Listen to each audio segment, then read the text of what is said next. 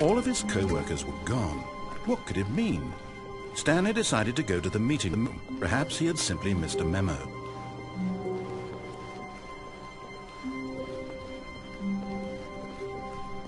When Stanley came to a set of 2 open doors, he entered the door on his left.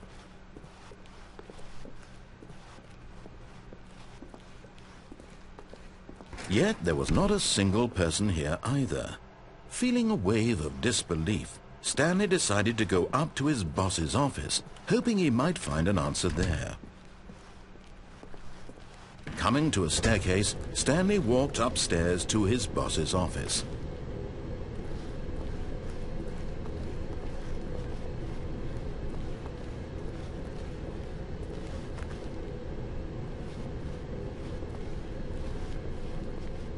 But Stanley just couldn't do it. He considered the possibility of facing his boss, admitting he had left his post during work hours. He might be fired for that. And in such a competitive economy, why had he taken that risk? All because he believed everyone had vanished? His boss would think he was crazy. And then something occurred to Stanley. Maybe, he thought to himself, maybe I am crazy. All of my co-workers blinking mysteriously out of existence in a single moment for no reason at all? None of it made any logical sense. And as Stanley pondered this, he began to make other strange observations. For example, why couldn't he see his feet when he looked down? Why did doors close automatically behind him wherever he went? And for that matter, these rooms were starting to look pretty familiar. Were they simply repeating? No, Stanley said to himself, this is all too strange. This can't be real. And at last, he came to the conclusion that had been on the tip of his tongue. He just hadn't found the words for it. "I'm dreaming!" he yelled. "This is all a dream." Oh, what a relief Stanley felt to have finally found an answer, an explanation.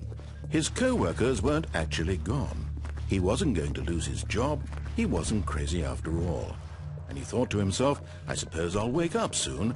I'll have to go back to my boring real-life job pushing buttons. I may as well enjoy this while I'm still lucid. So he imagined himself flying and began to gently float above the ground. Then he imagined himself soaring through space on a magical starfield, and it too appeared. It was so much fun, and Stanley marveled that he had still not woken up. How was he remaining so lucid? And then perhaps the strangest question of them all entered Stanley's head. One he was amazed he hadn't asked himself sooner. Why is there a voice in my head dictating everything that I'm doing and thinking? Now the voice was describing itself being considered by Stanley, who found it particularly strange. I'm dreaming about a voice describing me, thinking about how it's describing my thoughts, he thought. And while he thought it all very odd and wondered if this voice spoke to all people in their dreams, the truth was that, of course, this was not a dream. How could it be? Was Stanley simply deceiving himself, believing that if he's asleep he doesn't have to take responsibility for himself? Stanley is as awake right now as he's ever been in his life. Now, hearing the voice speak these words was quite a shock to Stanley. After all, he knew for certain, beyond a doubt, that this was in fact a dream. Did the voice not see him float and make the magical stars just a moment ago? How else would the voice explain all that? This voice was a part of himself too. Surely, if he could just... He would prove it. He would prove that he was in control, that this was a dream. So he closed his eyes gently, and he invited himself to wake up. He felt the cool weight of the blanket on his skin, the press of the mattress on his back, the fresh air of a world outside this one. Let me wake up, he thought to himself. I'm through with this dream. I wish it to be over. Let me go back to my job. Let me continue pushing the buttons. Please, it's all I want. I want my apartment, and my wife, and my job. All I want is my life exactly the way it's always been. My life is normal. I am normal.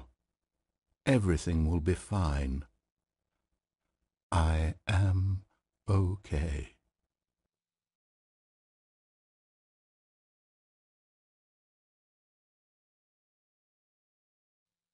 Stanley began screaming. Please, someone, wake me up. My name is Stanley. I have a boss. I have an office. I am real. Please, just someone tell me I am real. I must be real. I must be. Can anyone hear my voice? Who am I? Who am I? And everything went black.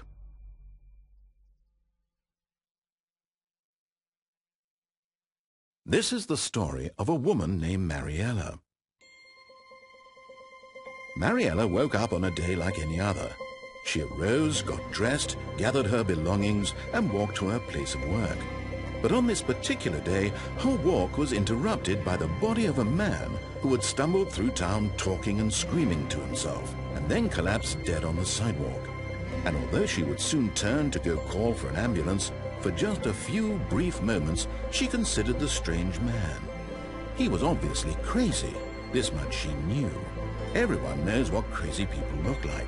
And in that moment, she thought to herself how lucky she was to be normal. I am sane. I am in control of my mind.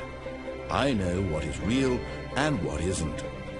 It was comforting to think this, and in a certain way, seeing this man made her feel better.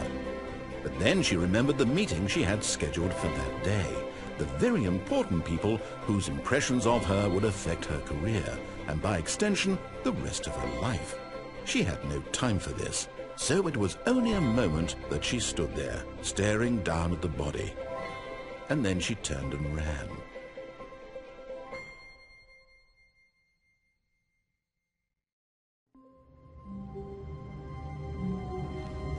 All of his co-workers were gone. What could it mean?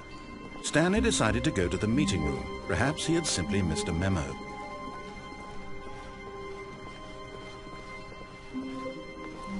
When Stanley came to a set of 2 open doors, he entered the door on his left.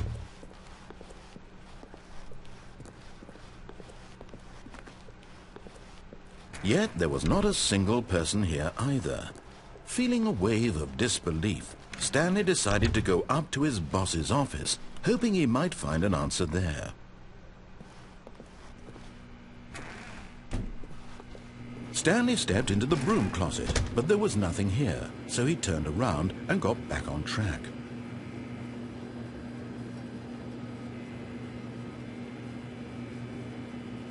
There was nothing here. No choice to make, no path to follow, just an empty broom closet. No reason to still be here.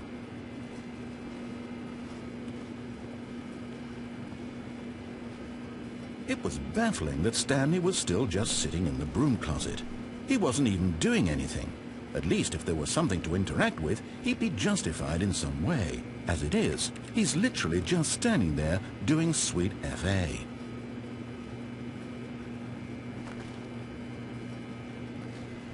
Are you really still in the broom closet?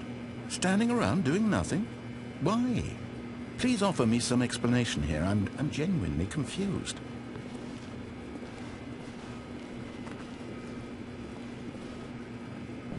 You do realize there's no choice or anything in here, right? If I'd said Stanley walked past the broom closet, at least you would have had a reason for exploring it to find out. But it didn't even occur to me, because literally this closet is of absolutely no significance to the story whatsoever. I never would have thought to mention it.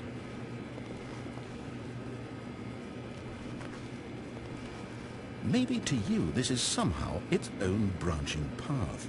Maybe when you go talk about this with your friends, you'll say, "Oh, did you get the broom closet ending? The broom closet ending was my favorite." I hope your friends find this concerning.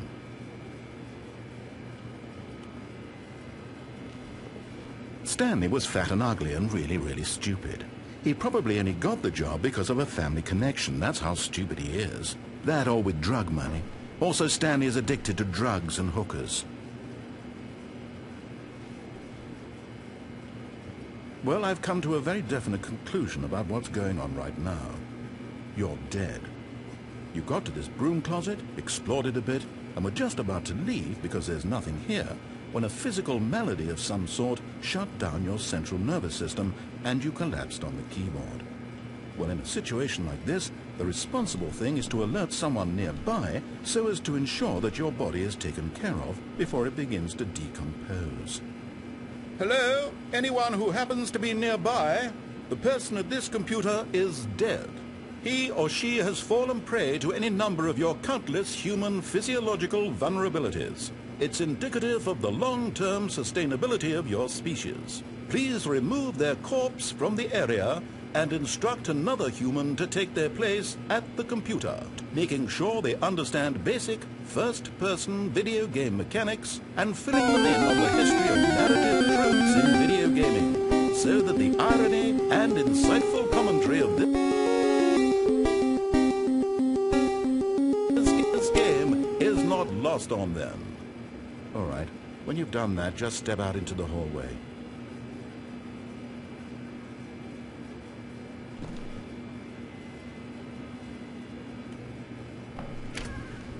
Ah, second player. It's good to have you on board. I guarantee you can't do any worse than the person who came before you.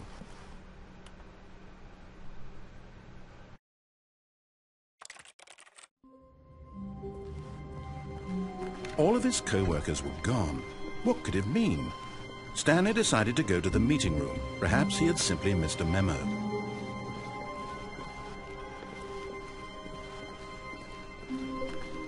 When Stanley came to a set of 2 open doors, he entered the door on his left.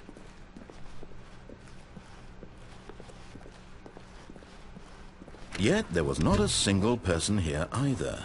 Feeling a wave of disbelief, Stanley decided to go up to his boss's office, hoping he might find an answer there. Oh, no, not again. I won't be part of this. I'm not going to encourage you. I'm not going to say anything at all. I'm just going to be patient and wait for you to finish whatever it is you enjoy doing so much in this room. Please take your time.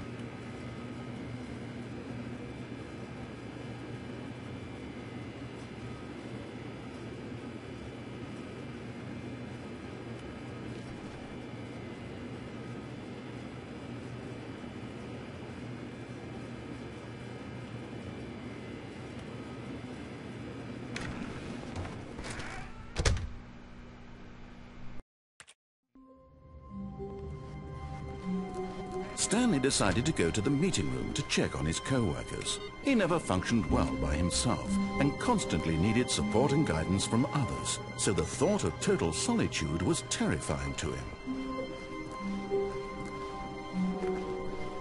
When Stanley came to a set of 2 open doors, he entered the door on his left.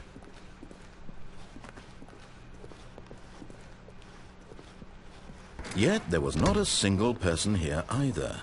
Feeling a wave of disbelief, Stanley decided to go up to his boss's office, hoping he might find an answer there.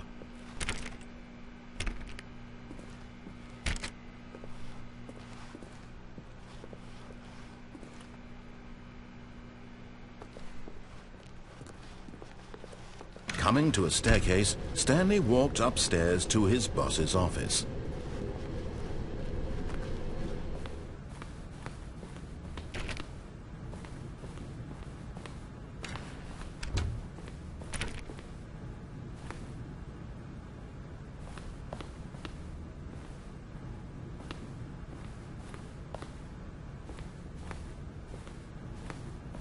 Stepping